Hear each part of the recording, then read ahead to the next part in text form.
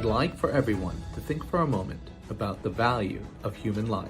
And does one person's life have any more value than another person's? The current fee-for-service healthcare system rations out care based on the patient's ability to pay. I believe this is unethical. It is criminal. 95% of the country is still functioning on this fee-for-service model. I believe everyone should be treated the same. Everyone should have access to primary care regardless of their ability to pay.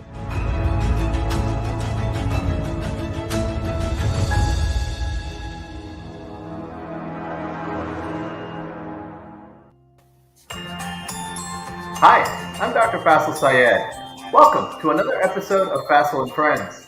We're here because we believe everyone deserves access to quality primary care, and ChenMed needs physicians to take care of them. Tonight's topic is COVID update. My co-host and moderator of the chat is Dr. Dan McCarter. Welcome, Dr. Dan. Hey, Faisel. It's good to be here for the final episode of the year. I know. Can you believe it? I can't believe it. How are you doing tonight? I'm doing well. I know that there's a lot of concern about COVID. I'm going to view to see the glass as half full instead of half empty, but we'll have to see what our guest thinks tonight. Well, I turn to you for all the issues in my life because of the way you always view things with the glass half full. Let's welcome our friend for the evening, Dr. Jason Lane. Jason, welcome. Hi, Faisel. Hi, Dan. Great to see you guys again. Great to be here. It's so good to have you back on. You know, when we had first reached out to you about joining us tonight, we had the idea of having this victory lap episode with COVID. You know, we're going into the holiday season, and then we get hit with this Omicron. So for people who are confused with so much information out, could you give us a quick, brief explanation around the name, this Omicron? What do we know about this? Yeah, so the name just comes from the naming convention the WHO is using. They're using the Greek alphabet. They've skipped a few, and when this variant of concern came up, they were down to Omicron. What was interesting about this one is they named it a variant of concern very quickly. So usually it takes a while in between identifying a new variant of COVID and then determining that it's concerning. This one, South Africa has a really robust genetic surveillance program. And so they learned a lot about this one very quickly. And so we knew right away that it had all of these genetic changes that could be a problem. We didn't know it would be a problem, but we knew it could be a problem. So they came right out almost immediately and said, this one's concerning. And what that did was it got the news cycle on top of it before we really knew very much. And so there were huge headlines about this the day after Thanksgiving, just as we're all waking up from our turkey and stuffing comas, about this really scary new thing. It almost sounded like, 2 years ago when the whole thing started. But in reality, we knew that there were some reasons to be concerned, but we had no idea if any of those were going to come to be true. So, fast forward a couple of weeks, we're here now. We've learned a little bit more. We've learned that some of those concerns were true, but we also still have a lot to learn before we know, what the impact is really going to be. Do we know if it's more contagious? What do we know about the disease illness from it itself? Yeah. So the major concern was that it would spread more easily. And I think at this point, we can say the answer to that is yes. And the reason is everywhere that it's been circulating for a while, for at least a couple of weeks since it's been identified, it's really started to overtake the other types of coronavirus that were circulating. So it overtook Delta in South Africa. It's overtaking Delta in England. Other parts of Europe are predicting it's going to overtake it pretty quickly. And I just read some information that it's spreading really quickly in the state of Washington right now. So that concern about it being more contagious, it looks like that's true. The next concern, which is looking to probably be true, is that it's more likely to evade the immune system, right? So that leads to two things. It means it's more likely to reinfect you if you've been infected from COVID before. And it also means it's more likely to cause a vaccine breakthrough infection. which is unfortunate. And it sounds exhausting to me to worry that, oh no, does that mean these vaccines aren't working? But hold on there. The good news is I think this will be kind of a similar story that we had with Delta over the summer. I think, right? I'm venturing out into some uncertainty here, but I think what we're going to find is, yes, it's more likely to cause, perhaps a mild infection in someone who's fully vaccinated, but the vaccines are probably going to hold up well to keep you from getting a severe infection and keep you out of the hospital, especially if you've gotten a booster. So this thing's moving so fast that we're learning more every day, but it's pointing in that direction, which is actually, a pretty good place to be, especially compared to where we were, 18 months ago. Exactly. I think about where we were even a year ago, and the context of things with us getting vaccinated, with our older children getting vaccinated, and now with our younger children getting vaccinated. Although it's so frustrating, I do feel like we are so much more prepared now compared to where we were even when we were first learning about Delta. Yeah, when these vaccines came out, the effectiveness that was reported, especially with Pfizer and Moderna, was just bordering on miraculous. And, I think back to that because I think the first Pfizer shot was given just a couple days over a year ago now. Yeah. And a lot of us thought that they were going to end the pandemic, right? It would be over by now. Because of some of what's developed, both, with vaccine hesitancy and also with some of these variants that don't respond quite as well to the vaccine, we are dealing with it for a longer period of time than we thought we would at this time a year ago. But the vaccines are holding up really well and making everything a lot, for lack of a better term, less bad, right? So myself being, fully vaccinated, and I chose to get out and get a booster too as soon as I was eligible, I'm not worried about going to the gym right now. I'm not worried about going to restaurants. Now, I'm in South Florida where there's not much COVID around right now, thankfully. We got through our summer wave. If COVID gets really bad down here, again, I might rethink those things and pull back for a couple of weeks. But I have a lot more room to operate without fear, right, than I did, and just in my regular life, than I did, say, the summer of 2020 and moving into when the vaccines were finally available. Yeah, I see, like, just from the population of people, especially who are vaccinated, like I'm seeing incredible resilience with the flexibility of how we are trying to move on with our lives, even with meetings, with people getting together at conferences and things, with showing the proof of their vaccination, with wearing masks whenever possible. I mean, it's keeping the safe distances apart from one another, having reduced amount of attendance and all that. And if we have to, like you said, like even with going to the gym or doing some of the things that we've all started getting a little bit more relaxed with, if we had to pull back, what's the big deal about pulling back for a couple of weeks? Yeah. So over the summer when Delta hit, I still remember the day I realized that it was more of a problem than I thought it was going to be, right? Because I was still operating in the December 2020 mindset where, hey, these vaccines essentially took away almost all the risk. And, I've been reading about increased breakthrough infections with Delta, but I hadn't really been seeing it. And the day that I realized it was a problem, I was at my desk at our corporate office, and I saw a bunch of the young analysts who worked there. We'd been maskless for a while and everybody loved it. But all of a sudden I looked up and I saw 5 or 6 of our analysts running for the door with masks on. I'm like, wonder what happened. And it turns out, one of their colleagues who was fully vaccinated had a breakthrough infection. They were all in a meeting together and they found out, and everyone was, rightfully really concerned. And right around that time, we started to see a lot of breakthrough infections in our patients. And clearly I learned, the risk is more than we had been used to as you were vaccinated. But, I think if you were keeping track of the community spread and stuff, it was very possible to identify when the risk was greater in your area and pull back a little bit from some of the more risky stuff. And then as that risk went back down, go back to life that was a little bit more normal.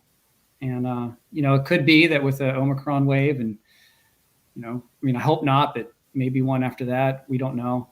That might be the way we deal with it for a little while until things, completely calm down, to pre-COVID times. I think it's important to talk about what we know about the protection that these vaccines offer to us. Even if you do catch the virus, like what's the protection that we can expect with Delta and even with Omicron, at least with what we know? Yeah. So the numbers are a little bit hard to pin down. So I'll give some rough estimates, and I think I'm going to base this like what we saw with our own patients, because we were following this really closely with our own patients. So, when the vaccines first came out, and we'll just call it against, I'm just going to say normal coronavirus, the first COVID, right? The protection for Pfizer and Moderna, the mRNA vaccines, the protection against any infection was around 95%. So you weren't even going to catch a mild case most of the time. And if you did, the protection against hospitalization and death was like 99%, close to perfect. With Delta, with Delta and with time, right? Because when Delta hit, a lot of us were 4, 5, 6 months out from getting vaccinated. So between time and Delta, the effectiveness of the vaccine against any infection, right? Like even catching what felt like a cold from it, dropped to ballpark more like 60%. Maybe even a little lower in some studies.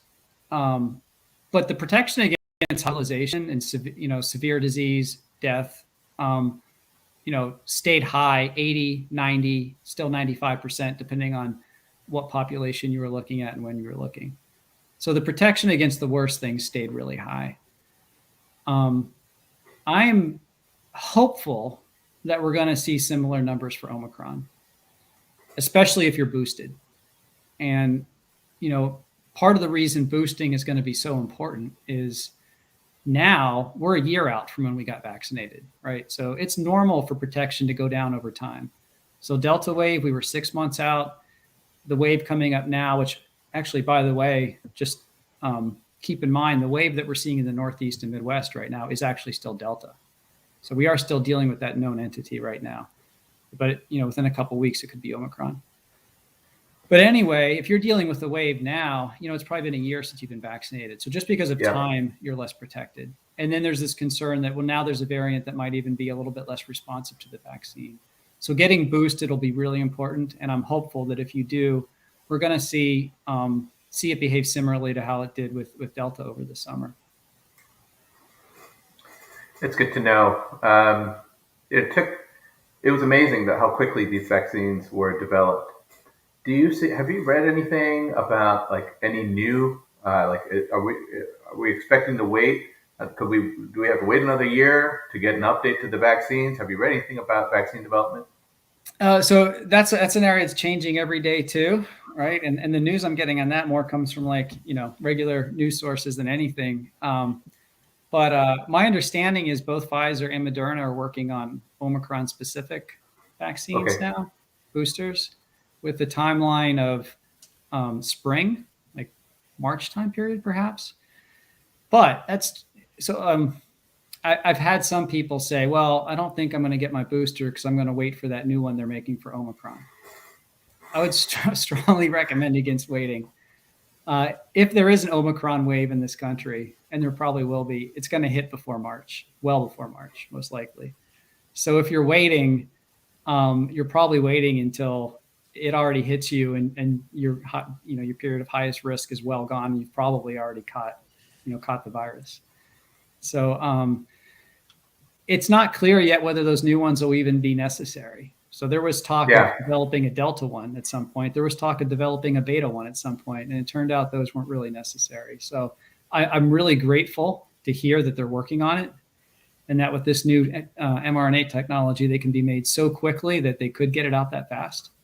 But I wouldn't advise waiting on it. And I don't even think we know for sure what it is we'd be waiting on right now.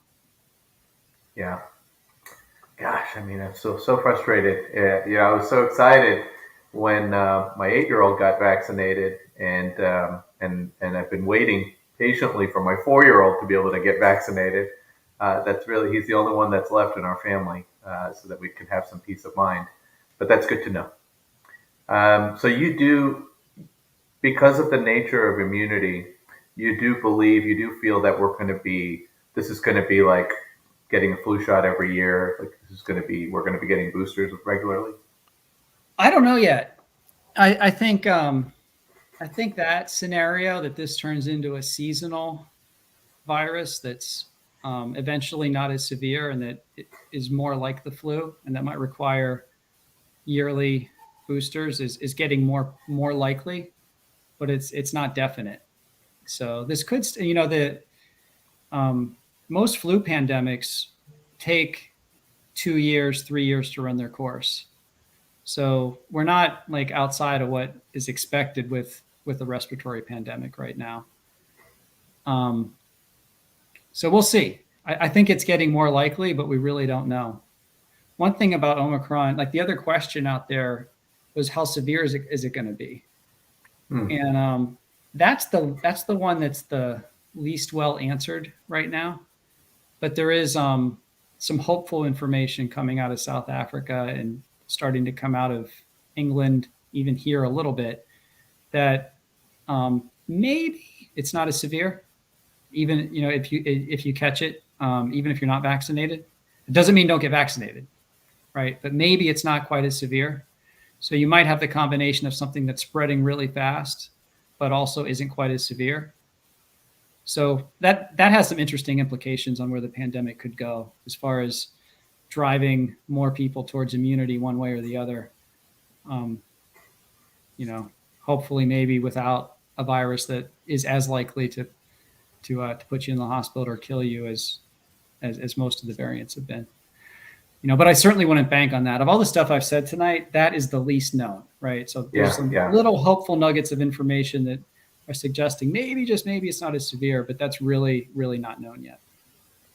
Yeah, I think it's a great point that you made, that hey, Delta is what's in the wave right now. What's impacting the Northeast and the numbers that we're seeing, it's Delta. Right, and we know what that does when it hits a population hard. We saw it down here in the South, and unfortunately it's rough. Yeah, I had an acquaintance who decided that he was going to wait to see what happened before he got vaccinated.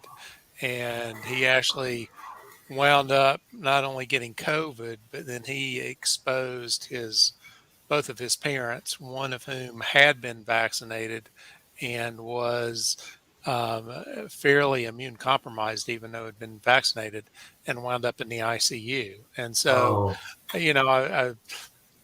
for everybody that's wanting to wait and see what happens, that's what happens. And we need to protect. When taking the shot doesn't only protect us, but it protects our loved ones. And those with a strong immune system can help protect those with weaker immune systems if we get the vaccine. That's such a good point. And I totally get the personal liberty argument. Totally understand that. But the flip side to that is that, getting vaccinated is an act of love towards those around you, and do you want to let those people down and put them at risk? And I think that's part of it that has gotten lost in all the argument at times. Another thing about waiting to see what happens, this thing moves so fast. It moves so fast. And even if you're, checking your favorite news site that you trust every day to see what's going on, the best news people are going to be days behind what's really happening on the ground, because it takes a couple of days for test results to come back.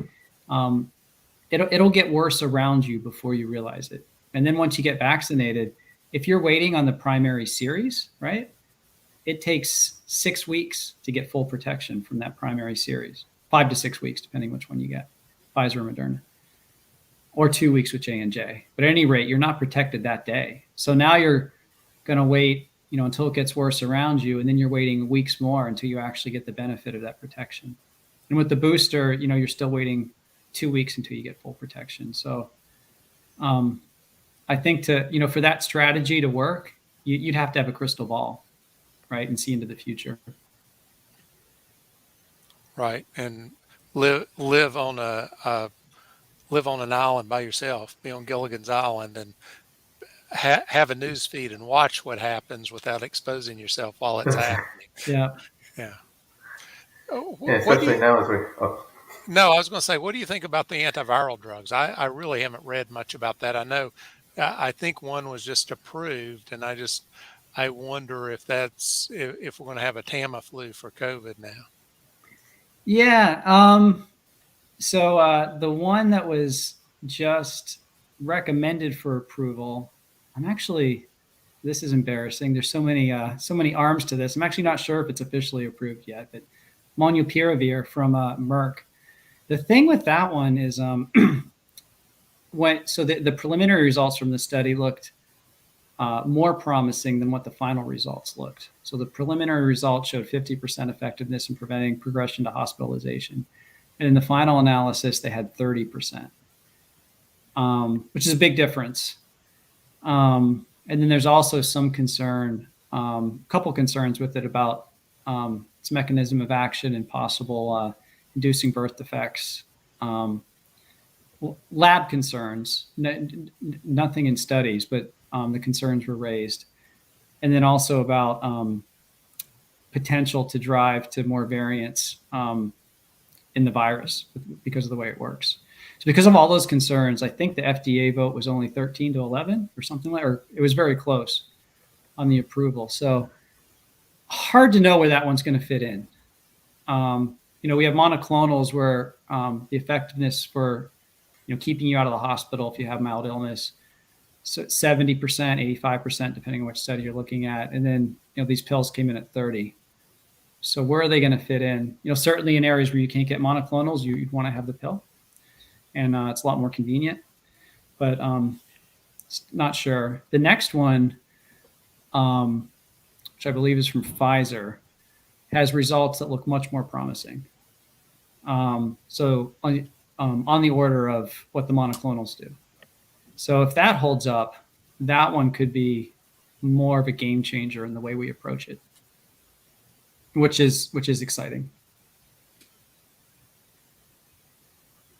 Yeah, it feels so wonderful just to even know that these are being developed compared to where even we were a year ago.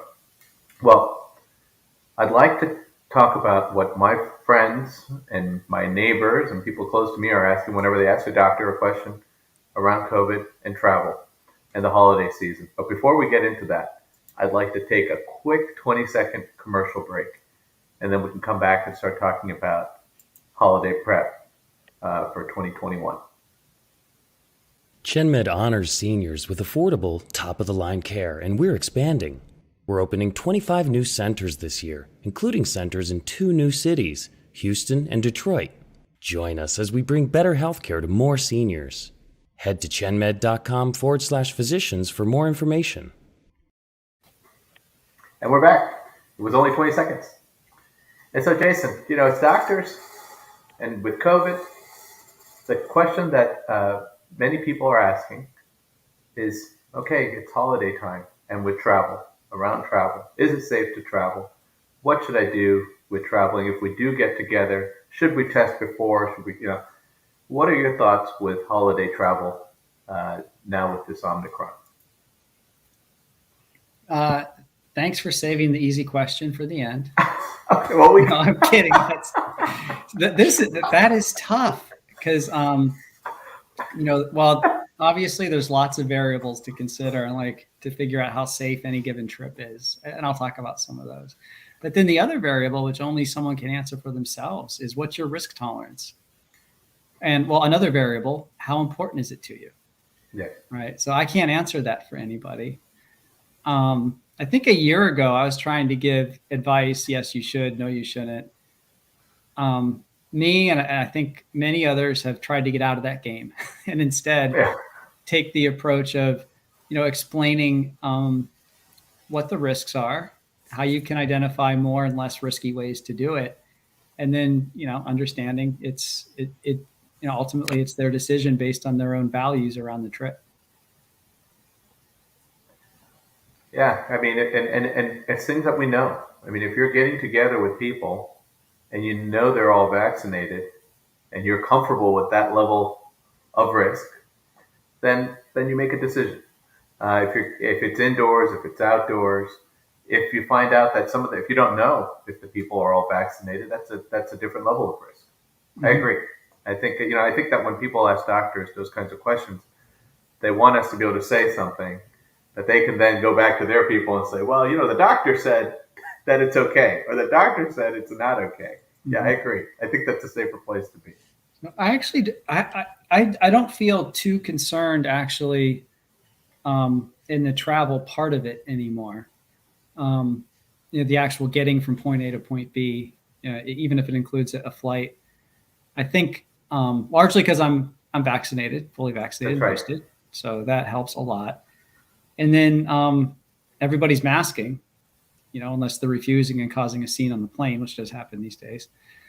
But everybody's masked, and there are, just playing the odds, probably over half the people around me are fully vaccinated as well, so that's good. Yeah. So the risk is a lot less than it was. Some things I'll look at though, what is the activity right now, where I'm coming from and where I'm going, because both those things definitely affect the risk of the travel. And then, what am I going to be doing while I'm there?